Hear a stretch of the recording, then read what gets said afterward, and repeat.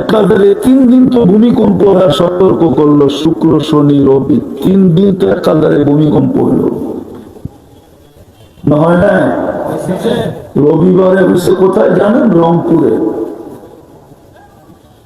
আমার জীবনে এরকম কম্পন দেখি নাই আমি।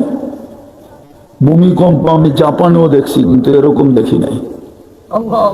আল্লাহ তো সতর্ক করছে, জমিনকে হুকুম দেয় নাই। জমিনকে যদি হুকুম দিত তো আল্লাহর বাণী, লাউ আমাতুল আরদা লাবতালাআত কাফি বাতনিহা, আল্লাহ বলে হুকুম দিতে দেরি এইখান থেকে উঠা দাঁড়াইতে দিবে না, জমিন দাঁড়াইতে দিবে না, পেটের ভিতরে নিয়ে আনবে। যুবক তো গৌরব দেখায় আল্লাহর যৌবন দিয়া, আল্লাহ তো বলে না। একবার আল্লাহ বলে না, সারাদিন চ্যাট করে,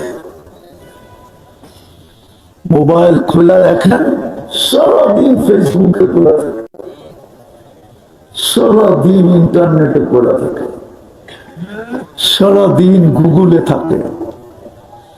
আমরা তো 100 বার আল্লাহ বলি না।